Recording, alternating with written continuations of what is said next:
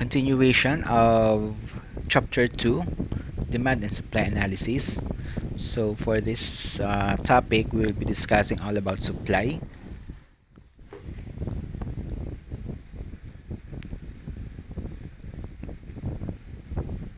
What is supply?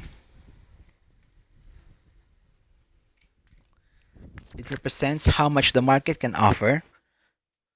The quantity supplied refers to the amount of a certain good producers are willing to pay or willing to supply when receiving certain price.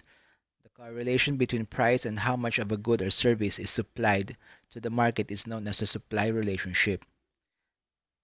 Here we have a graph. Let's take a look. The price and the quantity supplied.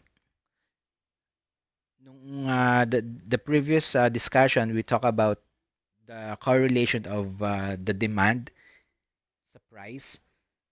For this topic or for this moment, we will be discussing naman what is the correlation of price sa supply. Okay?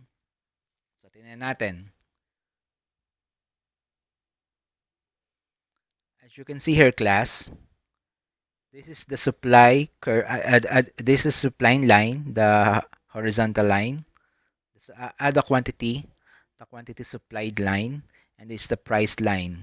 This is increasing, and this is also increasing. Okay, as you can see, if the price of a certain commodity or the price of a certain product is low, the supply is also low. Okay, when the price go up, the supply also goes up. Ayan, nakatapat naman siya dyan, no? For instance, this one, the price is 10, the supply is 10. The price is 15, somewhere around here. Okay? So, bakit ganon?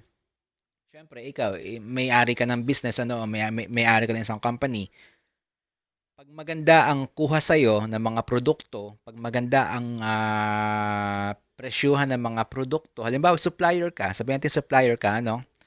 Pag maganda ang presyuhan ng mga produkto mo na sinusupply mo sa mga restaurants, sa mga offices, syempre, ang tendency niyan, gusto mong mag-supply. Sasamantalahin mo habang mataas yung kuha sa'yo ng mga products na sinusupply mo. Yun ang tendency. Yun yung purpose ng isang business. Okay? Kumbaga, as long as the price is high, na kinukuha naman sa'yo, na kaya mo namang isupply, edi supply ka ng supply. Habang tumataas ang presyo, lumalaki ang kita mo, lalo kang may inspire mag-supply ng madami. So, yun yung difference ng price sa demand. Ang demand naman, pag bumababa ang price, okay, lumalaki ang demand. Dito, pag bumababa ang price, lumiliit naman yung supply. Kasabay siya, pag baba ng price, pagliit ng quantity supplied. Pagtaas ng price, pagtaas ng quantity supplied. Sa demand, pagtaas ng price, pagkonti naman ang demand. Ang tawag doon ay inversely proportion or inversely related, yung price and quantity supplied. Dito naman, positively related sila. Pag sinabing positively related, if the other one increases, the other one also increases. If the other one decreases, the other one also decreases. In this case, pag tumaas yung price, tataas din yung quantity supplied. Okay? So, tingnan pa natin. Say for instance, this one, the supply in output markets. Ikaw ay supplier, halimbawa, ito supplier ka ng bushels for a price of $2. Ayan, mababa lang, ano. Nung tumaas yung,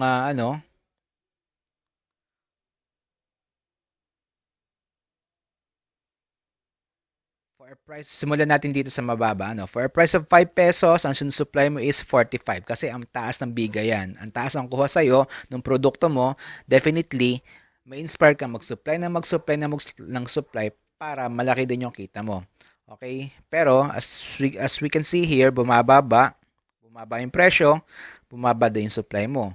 Naging 3, naging 30, naging 225 hanggang sa umabot ng $2 na lang, hindi ka na nagsusupply. Bakit? Kasi lugi ka na nun. For a price of $2, sabihin natin, ang kuha sa'yo ay ganun na lang kababa, baka hindi mo na supplyan kasi baka lugi ka pa sa pagpuproduce, baka lugi ka pa sa pagdi-deliver. So may mga ganung pagkakataon, may mga ganung instances sa isang negosyo na masyado na mababa ang kuha sa kanila na produkto up to the point na hindi na sila nagsusupply kasi hindi na ma-offset yung expenses nila sa kanilang pagpo-produce nung kanilang sinusupply. So pag masyado mababa na yung kuha sa na presyo, tigil mo na lang muna. Hintayin mo na lang muna tumaas. Ngayon, pag tumaas uli yung presyuhan, edi saka ka ulit mag-supply, saka ka ulit mag-produce. Okay? A supply schedule is a table showing how much of a product firms will supply at different prices.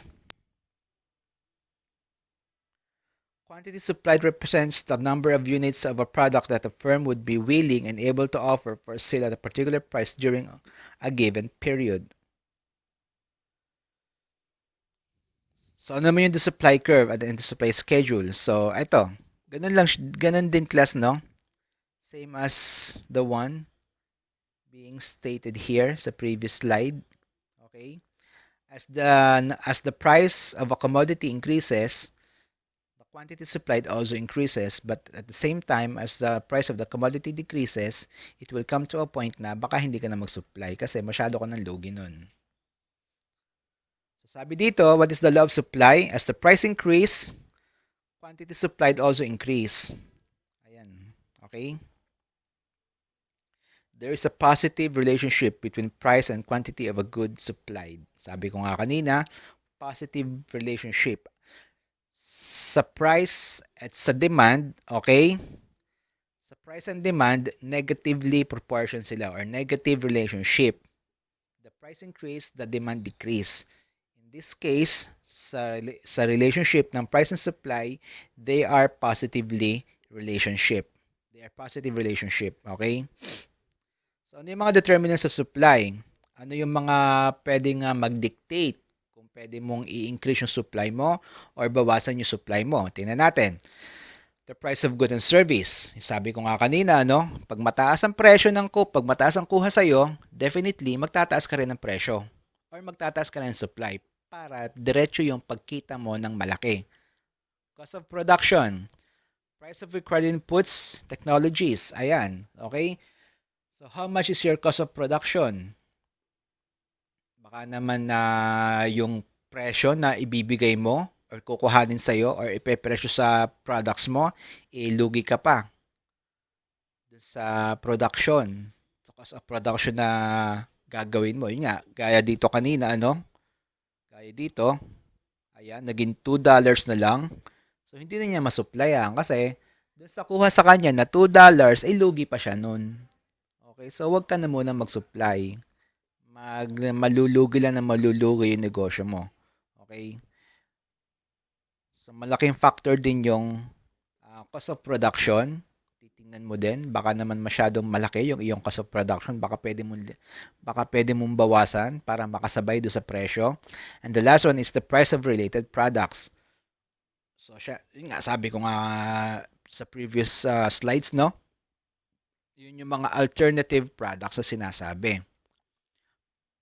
If your competitor is giving a lesser price, same quality product, same form of product, but at a lesser price, syempre the tendency of the customer is always go for the lesser alternative. Wala namang customer na ang hanap yung mas mahal, same quality na mas mahal. Syempre, considering na same quality naman yung product but this one is offering lower price, syempre ang tendency ng customer is dun pumunta sa mas mababang presyo and that would definitely affect your supply. Pag yung customer ay nag-shift na into another product, syempre bababa yung demand sa'yo and therefore bababa din yung sinusupply mo. So ano naman itong change in supply versus change in quantity supplied? Okay? Gaya na sa demand curve or sa demand analysis, okay? Dito, meron din ko sa demand curve, meron din tayong change in change in demand curve. Dito naman meron tayong change in quantity supplied. So, a change in supply is not the same as a change in quantity supplied. Okay? So, hindi lahat ng pagkakataon ay pareho siya. Maaring same price pa rin siya. Okay? Same price. Wala na bago sa presyo, pero may mga pagkakataon na baka bumaba yung supply mo. Okay, 'di ba sabi natin pagbaba ng presyo, pagbaba ng supply. Pag mataas naman ang presyo, mataas din yung supply mo. Pero that's not always the case. May mga pagkakataon na same price to, pero ang supply mo biglang bumaba. So ano nga yung mga factors na pwede maka-apekto sa pagsusupply mo? Yun nga, yung alternative products, yung competitor mo, pwede maka-apekto yun. Okay? Yung prangkisa, yung mga tariff, yung mga taxes, or the cost of production itself. Okay? Siyempre, may mga pagkakataon na pwedeng tumaas yung cost of production mo, pero unfortunately, hindi porket tumaas yung cost of production mo, automatic nun tataas sa yung presyo kasi hindi naman kasi agad nagtataas ang presyo ang ating government when it comes to commodities. Okay? Hindi siya ganun ka bilis mag-decide. Syempre, titinan pa rin kung makakabili ba yung mga consumers, yung mga mamamayan. So, hindi siya agad nagde-decide kung itataas yung presyo or i-maintain. In this case, na-maintain yung presyo, okay? Pero tumaas yung cost of production mo. So, therefore, bababa yung supply analysis mo or supply curve mo. Hindi na bago ang presyo, mataas pa rin, pero since may nabago sa cost of production mo or mas maganda yung offer ng competitor mo, definitely baka maapektuhan yung supply chain mo. In this case, no, tumaas. Yun ang maganda dito, tumaas siya. Okay? Sabi nga natin, a shift to right will mean increase. A shift to left will mean decrease. In this case, nagkaroon ng increase sa supply. This is the quantity supplied. Okay? For price of dito, quantity supplied is 0. Nagtaas yung presyo. Okay? Nagtaas yung presyo. Quantity supplied, tumaas din. Quantity supplied, tumaas din siya, 1:1. Pero here, nagkaroon siya ng increase naman. Okay? Kung idediretso natin to, dito na siya babagsak, baka sa Q2 na. Hindi na lang pinakita dito, pero baka nasa Q2 na to. Ibig sabihin, higher quantity supplied. Okay? Same price. Kung idediretso natin to, higher supply quantity or higher quantity supplied, papunta na siya dito. Ito, idiretsuhin natin to. But still on the same level of P1 or P1 price. Bakit may pagkakataon na gano'n? Siyempre, tataasan mo yung supply. Ano ba yung mga pwede makapekto sa pagtaas ng supply mo? Kanina, diniscuss ko yung mga pwede makapekto kung bakit bababa yung supply mo. Ano naman yung mga opportunities or mga chances na pwede mong itaas yung supply mo? Okay? So, syempre, isa dyan is the customer pa din. Okay? Once na dumadami yung demand sa'yo or dumadami yung bumibiling customer ng mga products mo, definitely, kailangan mong i-match yung demand. Itataas mo ngayon yung supply na yon. Walang changes sa price, pero nagtaas ka ng supply. Bakit? Kasi lumaki ang demand. So, yung demand ang magdi-dictate ng supply mo. Okay? Pwedeng same price, nagbaba ka ng supply. Okay? Kasi syempre, naapektuhan nga yung cost of production or bumaba yung demand. Or pwede rin naman same price, nagtaas ka ng supply kasi tumaas yung demand considering the same price. Okay? So hindi siya laging hindi siya laging porke tumaas yung supply, tataas din yung presyo. Okay? So may mga pagkakataon na tumaas ang supply pero stable siya sa same price like this one. Okay? Same price but tumaas yung supply. Papunta na siya dito. The arrow will be going here. Dito sa sunod na to. Sa SB, supply B, same price, different quantity.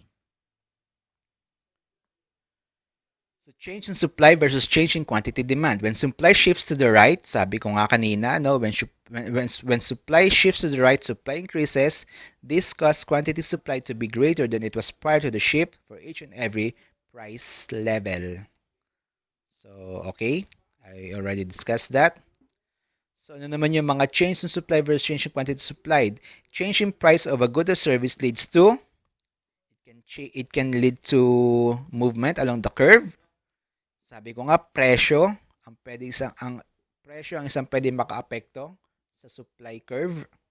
Pagtaas ng presyo, pagtaas ng supply, pagbaba ng presyo, pagbaba ng supply. Or cost in production, pwede rin siya.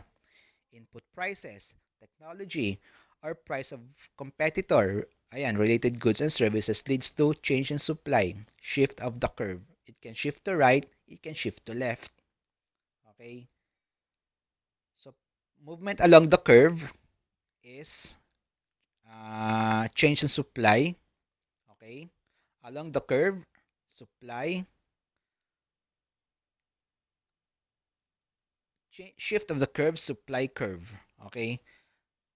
So, dito, price ang nagdedetermine lang. Dito sa isang ito, as you can see here, walang ibang factors sa pwedeng mag-determine sa quantity or supply except for the price itself. Yung presyo lang ang pwedeng mag-determine dito sa movement along the curve. Okay? But here, pag nagkaroon na ng shift ng curve, madami ng considerations sa pwedeng makaapekto sa supply. Pwede dyan magkaroon ng change in cost, input price, technology, and so on and so forth. So from individual supply to market supply, the supply of goods services can be defined for an individual firm or for a group of firms that make up a market or industry. Market supply is the sum of all the quantities of a good service supplied per period by all the firms selling in the market for that good or service. Let's see. So parang ganun din sa demand, no? Kung meron tayong market supply, meron din tayong market demand. If you will remember, balikan niyo yung video na ginawa ko nung una, okay? Meron tayong demand A, meron tayong demand B, meron ding total of the market demand market for the totality of demand A and demand B. For this case, tingnan natin. Okay? For a price of $1.75, firm A, naka-acquire siya ng 5,000. For a price of $1.75, firm A naka-acquire siya ng 5,000. Si firm B naka-acquire siya ng 10,000. Si firm C, 10,000 din. Okay? The market supply or the totality of these three firms or three corporations will be 25. Okay? 5, 10, 10 is equal to 25. The totality of all firm A, firm B, and firm C. Okay? Sa price naman ng $3, si firm A naka-acquire ng 10,000. Si firm B, nakasupply ng 30,000. Si firm C, nakasupply ng 25,000 for a totality of 65,000. This is the totality of the whole from firm A, B, and C. Okay, sabi nga natin kanina, from individual supply to market supply. This is the individual supply, this is the totality or the market supply. So, ano naman yung equilibrium? Tingnan natin. Market equilibrium or quantity demanded is equal to quantity supplied. This is the most ideal part of the economy. Okay? Ito yung pinakamagandang parte ng ating ekonomiya. Pag nagkaroon tayo ng level or nagkaroon tayo ng condition wherein the quantity demanded is equal to quantity supplied, ang ganda ng presyo ng ating mga produkto niyan. Okay? Pero unfortunately, not all the time is nasa equilibrium tayo. Nagkakaroon tayong disequilibrium. Tingnan natin. Excuse me. The condition that exists when quantity supplied and quantity demanded are equal. There's no tendency for the market price to change. Okay? So, hindi bababa ang presyo, hindi rin tataas ang presyo. Okay? May mga pagkakataon kasi siguro iniisip nyo na mas maganda ang presyo pag bumababa. Pangit din siya. Hindi lahat ng consumers ay nakikinabang o hindi lahat ng tao nakikinabang pag masyadong mababa ang presyo. Nagkakaroon tayo ng deflation naman nun. Pag masyadong bumababa ang presyo, hindi rin maganda siya or hindi rin advisable for an economy. Kasi may mga tao kasi na pag sobrang baba na ng presyo, hindi na makakasurvive ng kanilang negosyo. So maganda din yung nasa state of equilibrium tayo. Okay? Quantity supplied equal to quantity demanded at any price level other than P or the wishes of buyers or sellers do not coincide. So ano naman yung disequilibrium? Quantity demanded is greater than quantity supplied. So in this case, pwedeng makaapekto or pwedeng maapektuhan yung presyo. Tingnan natin. When quantity demanded exceeds quantity supplied, price tends to rise until equilibrium is restored. Okay, so do I still have to explain that or alam niyo na 'yon? Pag mataas ang demand, mababa ang supply, mataas ang demand, mababa ang supply, mataas ang presyo. Okay? So ganun lang siya. Yun yung sinasabi ng law of demand and supply as I have explained the previous chapters. So increase in demand and supply. Higher demand leads to higher equilibrium price and higher equilibrium quantity. Pagtaas ang demand, pagtaas ang equilibrium price, pagtaas ang quantity. Okay, so matik na yon. It's very basic or very kumbaga stationary na when it comes to law of economics. The higher the demand, the higher the price, the higher the quantity supplied. Okay? Higher supply naman, the higher the supply, pag sobrang dami ng supply, nagkakaroon tayo ng abundant of supply, ayan, bababa ang presyo, okay? Tataas din yung quantity. Okay, syempre, pagtaas ng supply, pagtaas ng quantity, pagbaba ng supply, pagbaba ng quantity. Ang problema dyan, pagtaas ng supply at walang demand, maganda sana kung mataas ang demand, mataas ang, or, yun nga, equilibrium, the quantity of demand is equal to quantity supplied. Yun yung equilibrium, pero yun nga, may mga pagkakataon or most of the time, hindi siya lagi nakakaganon. Mataas ang demand, mababa ang supply, mataas ang presyo. Okay? Mataas ang supply, mababa ang demand, mababa ang presyo. So yan, lower demand leads to price and lower quantity exchange. Higher demand naman, lower supply naman leads to higher price and lower quantity exchange. So ito siya, no? As we can see here, higher supply, lower demand, high supply, low demand, high quantity, low price. Okay? High supply, low demand, low quantity, low price. So as you can see here, mas makikita natin yung correlation ng demand sa price. Pag mababa ang demand, mababa din yung presyo. Pag mababa ang demand, mababa din yung presyo. Okay.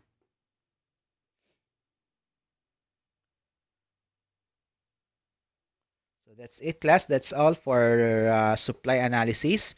So we have finished the demand analysis and the supply analysis. That's the whole concept of chapter 2. I will be giving exam. So for the meantime, listen to the video or watch the video and listen. Next Monday, I will be giving a quiz again about chapter 1. If not on Monday, probably on Wednesday. I will be giving short quiz again on chapter 2. So thank you and have a good day.